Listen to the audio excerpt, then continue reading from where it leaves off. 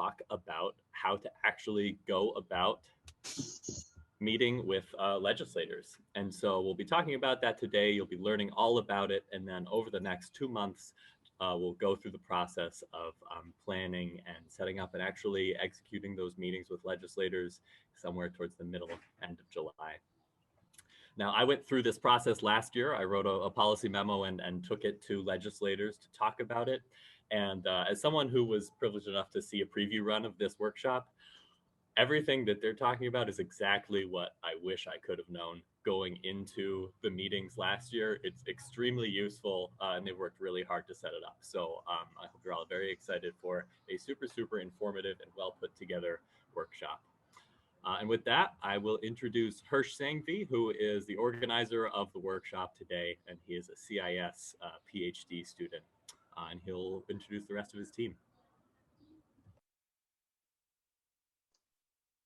Hi, everyone. We're super excited to bring you this workshop. Before we hop into things, the four of us are just going to introduce ourselves real quick. So, Katie. Hi, I'm Katie, and I'm a PhD student studying bioengineering. Hi, I'm Brenna. I'm a PhD student studying neuroscience. And I'm Stephen. Go ahead, sorry. Yeah, I'm Hirsch. As Walker said, I'm a CS PhD student.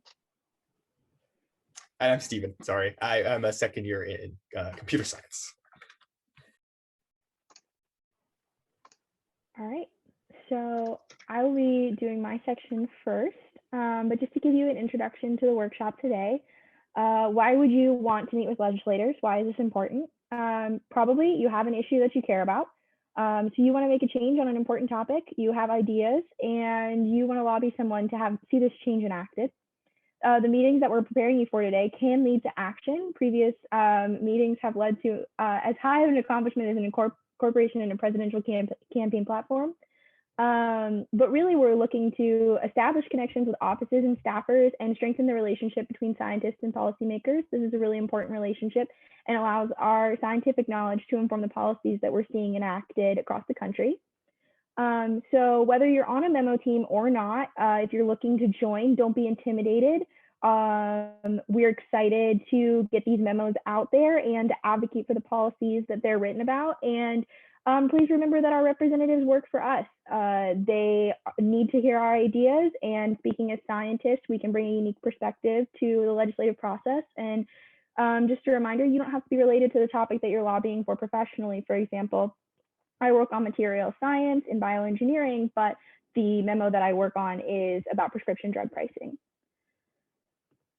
So to go over what we're going to talk about today, I'll be presenting in the pre-meeting section. So we'll go just a little bit into Civics 101, stuff that you probably covered in middle school and high school, but just a quick refresher. And then an introduction to how you might identify people who are important for you to lobby. And then Brenna's going to discuss preparing for your meeting. After that, Hirsch will be discussing preparing an effective one-pager. And then Stephen will be going over the actual process of having the meetings, what that's like, and how to follow up. So my section is the pre-meeting section, as I said. So very, very basic stuff. There are 3 branches of government: the legislative, executive, and judicial branches. At the legislative branch, they're writing laws that are applicable to all US entities. They're also allocating funds for all government expenses. So a lot of memos may be targeting getting funds allocated for an issue. The executive branch can write executive orders and holds veto power. And the judicial branch reviews and explains the scope of laws. But for the purposes of today's discussion, we're only going to be targeting the legislative branch. There may be opportunities for lobbying in other branches, but our focus is on the legislative branch. I also forgot to mention, which Hirsch asked me to, that this meeting is being recorded, but we'll only be posting the stuff that we're presenting. So like the audience engagement parts in your breakout rooms won't be included. Anyway, going on. So we're focusing on the legislative branch. There are 3 levels of government. All 3 branches of government do occur at all 3 levels of government. So the 3 levels of government are the federal, the state, and the local. The federal government is conducting foreign affairs, levying taxes, and regulating interstate commerce. At the state level, everything that is not specifically delegated to the federal government is left to the states, and then local governments are highly variable and are usually delegated differently depending on the state. For the purposes of this workshop, we'll be focusing only on federal and state legislative branches. So the federal legislature is called Congress. It has two houses, so the Senate and the House of Representatives. There are 100 senators in the Senate. They range in their representatives, like how many people they represent, from 1 senator to 19 million constituents to 1 senator to 280,000 constituents. And they serve 6-year terms. So every state has 2 senators, and this is not based on population. In the House of Representatives, we currently have 435 representatives. On average, they represent about 750,000 constituents per, and these are all allocated based on population. They each serve 2-year terms. And then at the state legislature, just specifically Pennsylvania, this is called the PA General Assembly. We also have a Senate and a House of Representatives. There are 50 senators, so about 1 for every 250,000 people. They all serve 4-year terms. And then in the House of Representatives, we have 203 representatives. They are responsible for about 60,000 people each, and they serve 2-year terms. In Pennsylvania, both the Senate and the House have representatives that are apportioned by population. So this is different from the federal level. And then in each of these levels of government, we have committees in the legislative branches. So any bill that is ever possibly going to become a law must go through at least 1 committee, sometimes more. And this is where most bills go to die. So you often hear about senators or representatives introducing legislation. It goes to a committee and we never hear about it again. So this is a really important place for us to consider advocating for our policies, because often legislators are considering the politics first, and then the process, and then lastly, the policy. So we need to keep in mind the optics of our issue, as well as the calendar, which has a huge effect on how we can advocate for change, especially in terms of a budget calendar and when money can be apportioned. And then also on our policy. So we really focused on policy in developing these memos, but going forward, we need to start thinking about the politics and the process through which we can actually get these changes enacted. So the role of a committee is to consider and hold hearings on the bill, possibly send the bill to a subcommittee for further review, and then eventually hold a vote to send the bill to the full chamber for a floor vote. So the only way that a bill is going to become enacted is if it does eventually make its way to the full chamber out of the committee. Each committee has a chairperson that decides whether to consider the bills and report it out of committee. And these chair people are appointed by the majority leader of either the House or the Senate, depending on where the committee is housed. So there's actually a lot of politics involved in whether these bills can make it out of committee, depending on who the chairperson is and who currently holds power. And so this is also important for determining what exactly you're asking a legislator for. So when you're going into these meetings, which we're going to talk more about later, you have to have a specific thing that you're asking for, and knowing what the committee does and who's in charge and where the process, where your bill is in the process is really important going into your meeting. So just to reemphasize the role of the committees, because I didn't know this previously, when a bill is introduced in either the House or the Senate, it will be referred to a committee and possibly a subcommittee, possibly multiple committees. It will go there. If it is voted to the floor, it will then get debate and voting by the full Senate or House, and then it goes through what we are normally understanding as the bill process. So who's who in a legislative office? Who might you be speaking to when you're getting into setting up some of these meetings? So at the top of the office, obviously, is the legislator. This is the elected official who's developing and introducing the laws. They usually have a chief of staff, who's the top staff person responsible for overall office functions. And they often have legislative aides and legislative correspondents. The legislative aides are usually tasked with a broad policy area. For example, they might be tasked with all of education, and this is their policy specialty. So this is what they focus on. And if your memo is in education, that's probably who you'll be talking to. Also, legislative correspondents are working on policy. So that's also someone you may be talking to, and they're also responsible for reading letters from constituents. And then interns that are there are answering phone calls and taking notes mostly. So depending on which level of government you are interested in pitching your memo to, you'll be talking to different members of the office. For example, if you're pitching at the state level, you may actually meet with a legislator.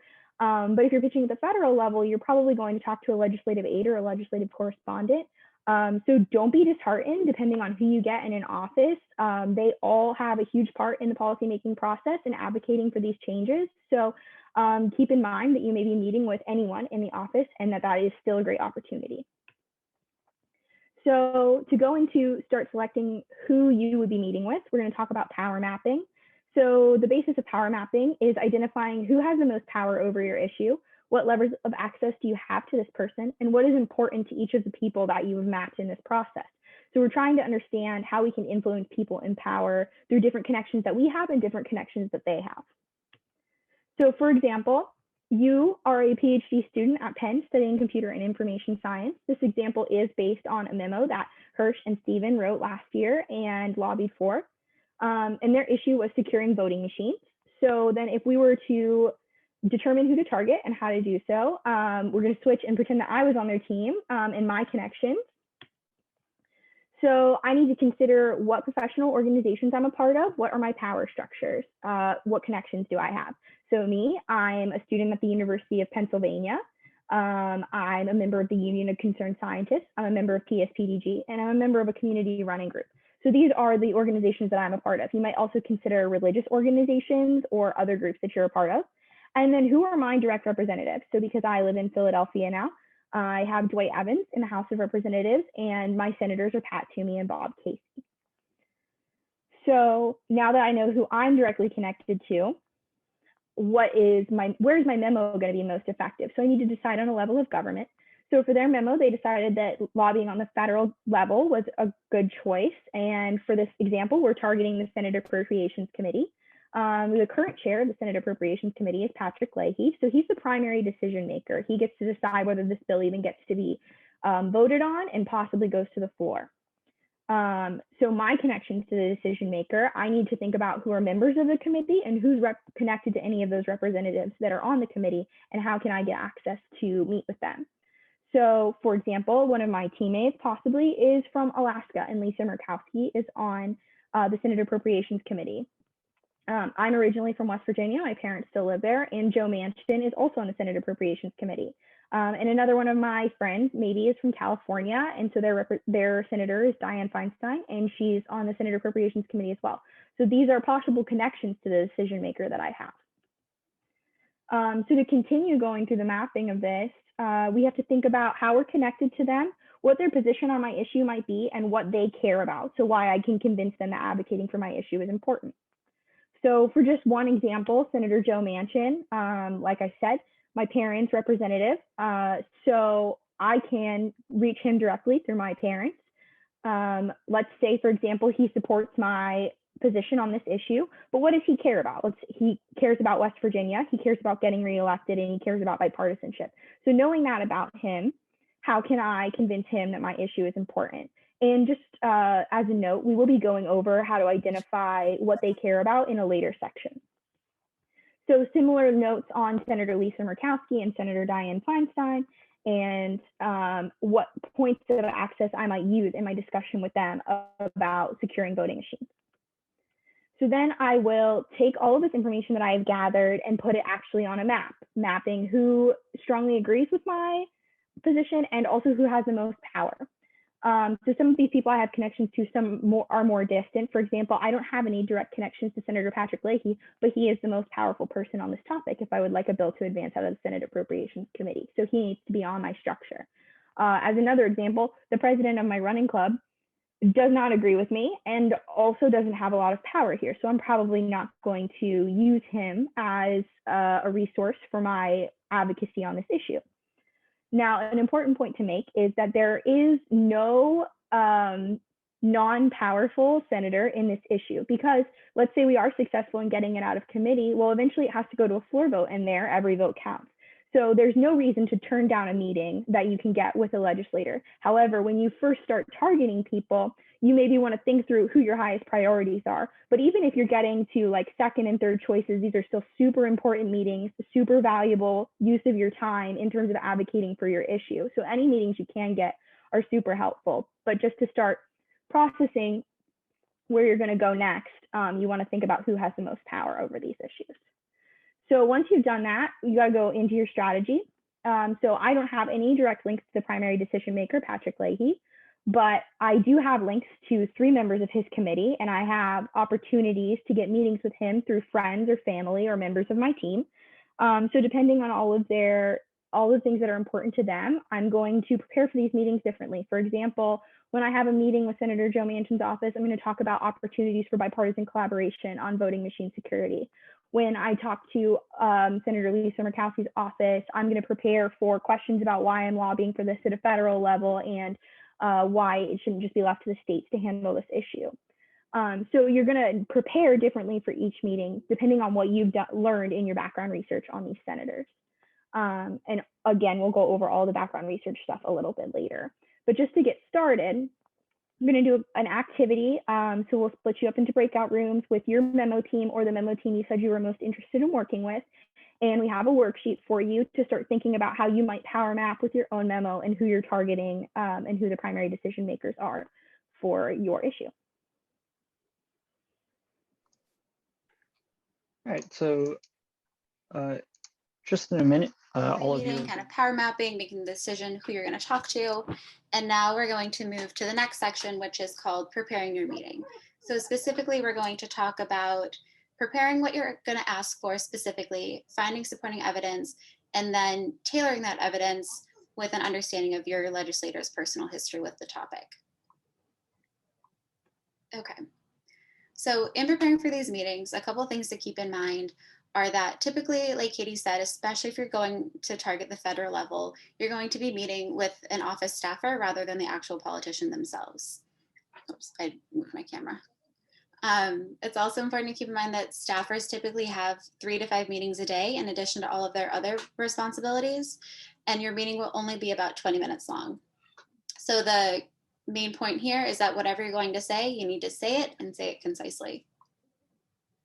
So to do that, you need to consider what you're asking and who you're asking that of. So in your process of doing research for creating your memo, you will definitely have more than 20 minutes worth of information. So because of that, you need to choose and focus on just the most essential pieces of evidence in these conversations.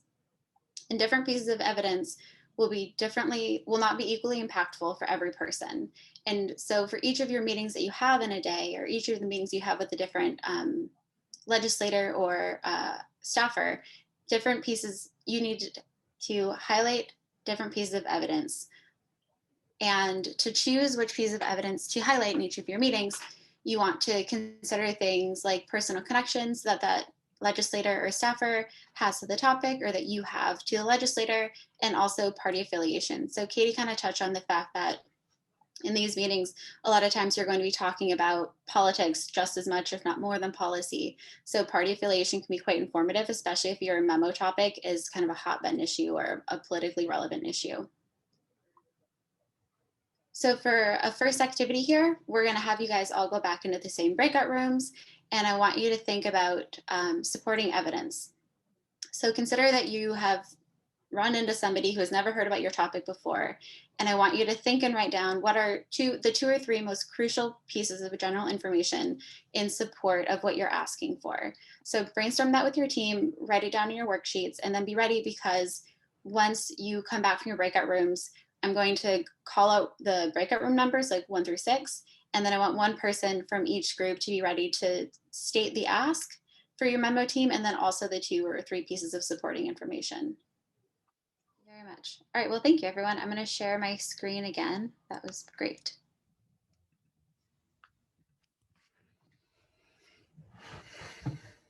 Okay, so I always forget how to advance using Google Slides. Okay, so the exercise we just went through was talking about sort of in general, why are these at a conversation level really important asks and really important policy topics. So before these meetings, that's very good to know. The other thing that you need to start thinking about is how to tailor your evidence specifically to your legislator. So to start thinking about that, you should consider whether or not your legislator has a public stance related to your topic. And if not, if they don't have a public stance that's publicly known, have they voted on similar issues, and how have they voted? So in order to begin to collect this information and sort of craft a specific argument for these meetings, you can look up voting history and policy stances online. For example, using websites like VoteSmart. So I'm going to walk you through an example here just to kind of show you sort of vaguely what the process looks like. So this is just a screen grab from VoteSmart, and I chose the homepage for Bob Casey, who's one of the PA senators. And let's say that in your meeting, you're going to meet with somebody from Representative Casey's office, and you're concerned about the influence of money in politics. And you want Senator Casey to vote for some bill that's coming into committee that aims to strengthen campaign finance disclosure requirements. So to begin to see whether or not Senator Casey will be in support or in opposition to your topic, you can start to look through any public positions that he holds. So you can kind of scroll through this alphabetical list of positions that he holds and see whether or not there's one about campaign finance, and you can see that there is. So when asked, do you support the regulation of indirect campaign contributions from corporations and unions, Senator Casey says yes. So you can see off the bat that he might be in support of your memo if you come to him with this sort of concern. Additionally, you can look up to see whether or not he has any voting history on similar topics. And so if you scroll down the list, you can see that in fact, in 2013, he co-sponsored a resolution called a joint resolution proposing an amendment to the Constitution of the United States relating to contributions and expenditures intended to affect elections. So not only does he publicly hold a position on your memo topic, but in fact, he's introduced legislation related to it. And so knowing this kind of information can be really important because it begins to suggest that in this particular meeting with somebody from Senator Casey's office, you can probably focus less on convincing arguments. Like, he probably agrees with you. So you don't need to tell him maybe so much why, it's potentially disadvantageous to have lobbying or like money in politics and why that could cause problems, or why you should limit that, or why you should track it at least.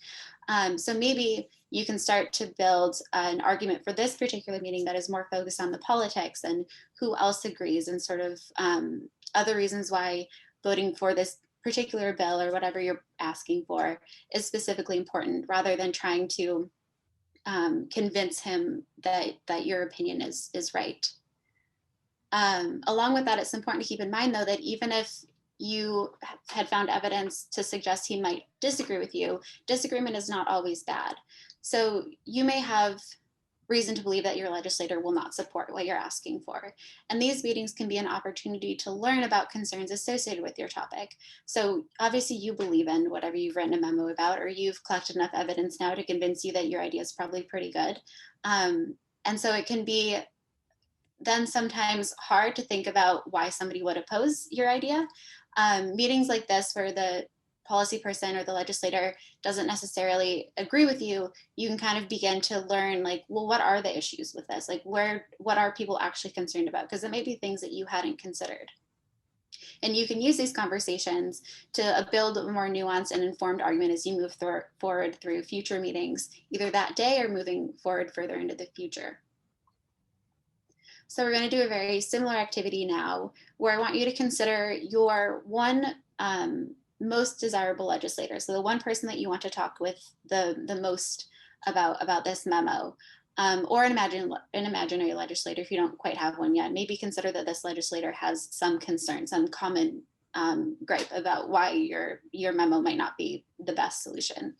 And I want you to come up with 2 additional pieces of supporting evidence that could persuade this particular person to kind of come to your side and support your memo. And then, just like before, when we come back, I'm going to go through the numbers 1 through 5 and ask you all to, again, share your ask, and then go through these 2 additional pieces of information. Yes. So just to kind of tie together all of what we've just said, keep in mind that these meetings are pretty short. Concise arguments are more impactful and easier to follow. And if you have a personal connection, or if the legislator has a personal connection to the topic, that can be really helpful. So now I'm going to turn it over to Hirsch, and he'll keep it going. So let me stop share. Oh, it's up here.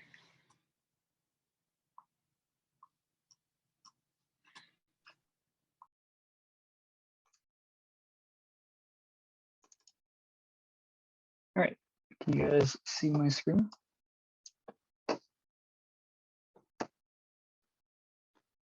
I'll assume that's a yes. Okay.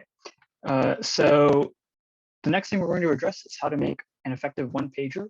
And so this is a really useful visual tool that serves the same purpose that a slideshow might, but it's better suited to these meetings. So you obviously want to use some sort of visual aid during your legislative meeting, and these will allow you to show figures or infographics along with organizing your text in a way that sort of flows nicely and is nicely organized. And so the first thing you might imagine is using a PowerPoint, but there are a couple of key downsides to that. And first, you want these meetings to really be more of a dialogue between yourself and the staffers. And slideshows have a tendency to turn into lectures, unfortunately, as opposed to conversations. And secondly, if you're having a physical meeting, you want something that you can actually hand the staffer in terms of like a hard copy, like a single page. You could use your full memo as well if you've written one, but for how long these meetings are, that will probably be too text heavy, too dense to really be great for this purpose. So ideally, the characteristics that you want in a visual aid in this case is something that is very brief, something that you, staffers, legislators, or any real shareholders can easily circulate. And either that's a virtual, like a PDF, or a hard copy, like a single page. And you want something that people will look at after your meeting is over. So if you have a PowerPoint and you send them a slide deck after your meeting is over, nobody's going to be looking at a slide deck after the meeting is over, but you have a really nice one-page thing. That's something that people might refer back to. And so the solution to this is the one-pager, which is really, you can think of as a poster or a flyer for your policy memo. So we can cover how to actually start building your one-pager by condensing your policy memo. And so the first thing that you should really consider is your ask, the same way you did in the previous exercise. This is really like the thesis of your one-pager and the thesis of your meeting. So everything should really be centered around that. And then from there, you start to convince whoever you're meeting with of your point. And the best way to do that is by using some really punchy figures that drive home your argument in just a short glance. And in all, your one-pager should convey the following information. So here's an example of a one-pager, and we can go through some of the content in this one-pager. So the first thing that you should have are two who's. The first one being, who are you? So in this case, this was a one-pager made by the Penn Science Policy and Diplomacy Student Group. And from whom are you asking something? So here they're asking Congress to pass the Algorithmic Accountability Act of 2019. The second piece of information that should be covered is, what are you asking for, right? And lastly, two whys. Why is this issue important? And why will your proposed solution be effective in solving this problem? So next, we're going to take a look at an example one-pager. This is from some legislative meetings we had last year, and our memo topic was about replacing electronic voting machines with hand-marked paper ballots. So we'll go over some things that this one-pager does well, and some potential areas for improvement. So the first thing you notice when you look at this one-pager is the very clear, very informative title at the top that sort of immediately tells you what this one-pager is about. The second thing you notice is this QR code at the top. And that's really good because it sort of shows whoever's looking at this clearly where to read more if they're interested. And this was at one point a link to our full policy memo. The next thing is a very clear problem statement. So what is wrong with the status quo? And this is stated very clearly at the top. This figure is really nice as well. It shows how widespread the problem is. In this case, the figure shows how many counties in the US are sort of using these insecure voting machines. And the use of red sort of is a nice indicator of like danger. So that's a nice visual cue there. The section titles are sort of informative and almost make the argument in and of themselves. And then at the bottom, we have very clearly stated what the ask is. And then sort of below that, we have some nice supporting arguments that are sort of short. But of course, this one-pager also has some areas for improvement. So the first thing you'll notice, it doesn't really say who made the one pager. So after the meeting, they might forget, or if they circulated to someone, that person won't know who actually made this one pager. Another thing is, this is a tiny URL. Tiny URLs and QR codes don't last forever. So right now, this doesn't actually link to anything, and it's just kind of a dead link, which isn't great. Another thing is the use of these acronyms in the section headings. So the acronyms are defined sort of in smaller text above it. But if you're sort of just glancing through this one pager, that might confuse someone. Another one is these large blocks of text here. And sometimes large blocks of text are inevitable, but they should be avoided as possible. And so if you end up having these large paragraphs in your one pager, you should sort of be thinking, can I avoid this in some way? Can I use bullet points instead? Another potential area for improvement is this figure. So this figure is basically saying that the cost of the ask is very small. But unfortunately, it's kind of hard to glean just by glancing at it. And so another potential way this point could have been conveyed that would have been better is a pie chart or something with a little bit less text, or something where the scale wasn't so lopsided. So we'll briefly look at another one pager that was made by some other members of PSPDG about using safe consumption facilities in the context of the opioid crisis. And specifically this figure, which I think conveys the point of the one pager really well. So the figure shows the beneficial possibilities of safe consumption facilities by sort of showing this red shaded area in the graph. And this figure is nice because it sort of drives home the point, even without understanding the raw numbers themselves, just visually, you can sort of see the point that the one pager is making, which is that SCFs could have prevented a lot of deaths. We'll go over also a few things to avoid that are kind of common in academic writing. And so in academia, when we write, our audience is typically subject matter experts, and this sort of imparts a lot of bad habits that we want to avoid here. So one thing that we often do, because journals and conferences have size limits, is we compress our figures into these kind of monstrosities that are a bunch of subfigures that you really have to inspect to understand what's going on. And you don't want to do that here. You want your figures to be immediately comprehensible. And another thing we often do is we speak in jargon. We use a lot of acronyms, which is fine when you're talking to subject matter experts. In fact, that might be preferable. But again, we're not doing that here. And so we want to avoid these kinds of jargon and acronyms. We'll also go over some practical tips for building your one pager. So if you're building this collaboratively, Google Slides is a really nice and easy way to build like a one-page flyer or PDF. You can set up your sort of custom page size and play around with various like graphical elements to build this sort of PDF, and it's free. You can use color or layout to make your one pager more attention grabbing. And one thing you should do is the same thing we covered in the previous exercise. You want to adapt your one pager for different legislators if you can.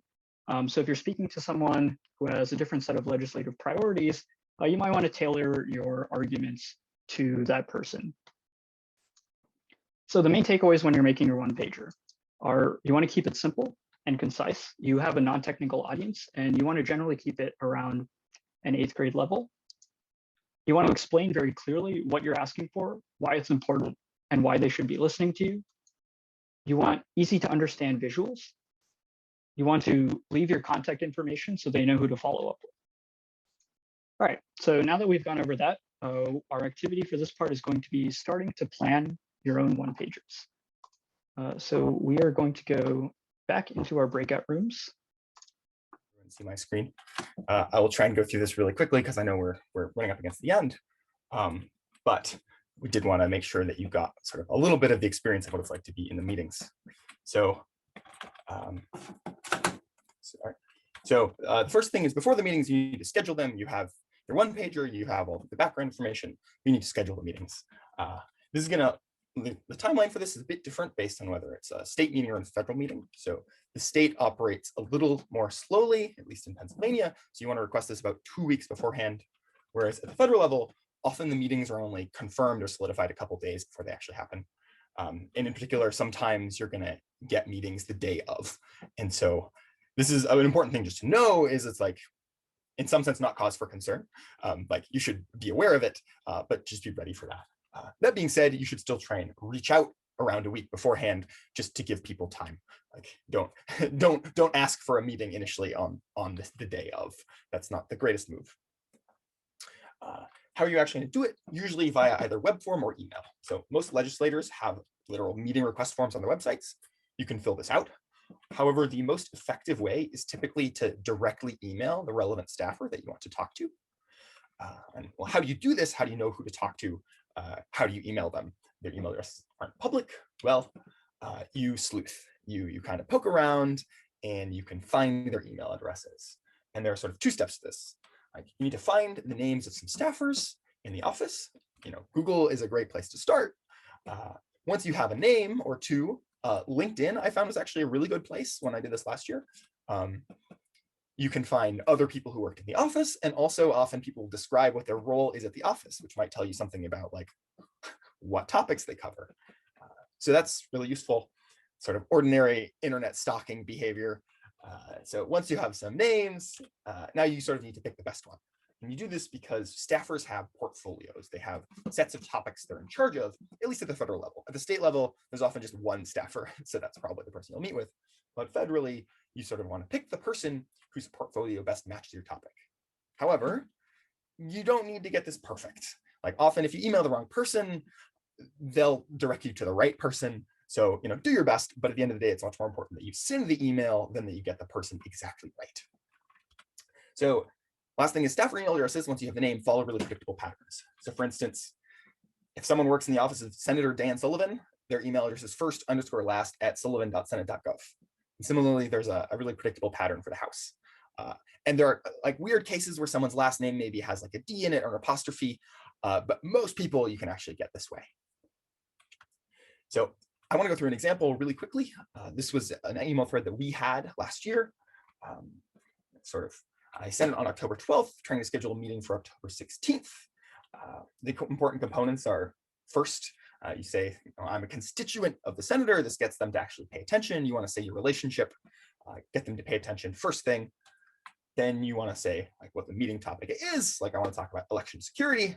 And lastly, like propose a very concrete date. And well, this is the entire email that I sent. I sent it on October 12th. We did not get a response. So then on October 14th, I sent this follow-up. Just very short. One thing that's really helpful is to say concrete, like does 9:30 a.m. work for you? Because they can always counter offer.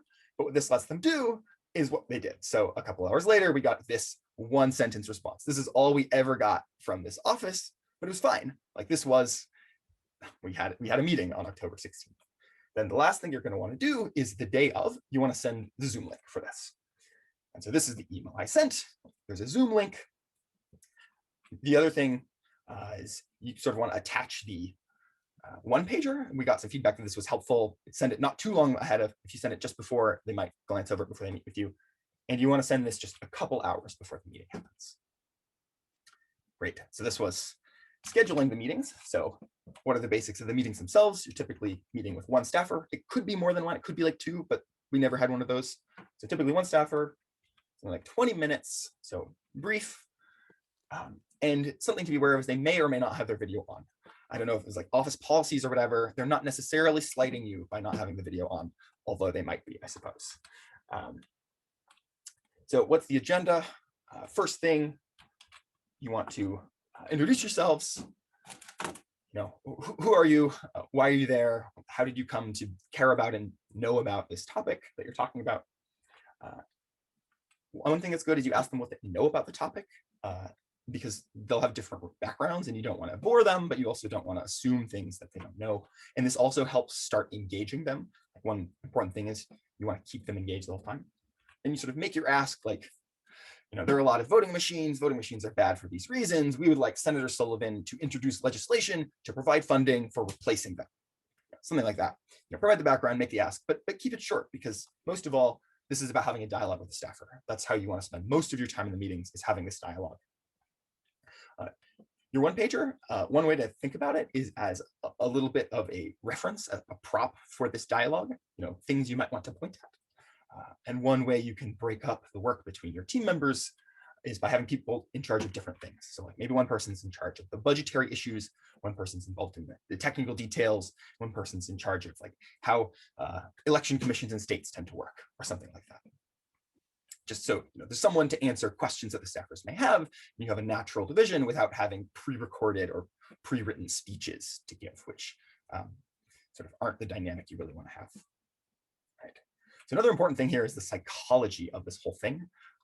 If you're like me, you were quite nervous going into this,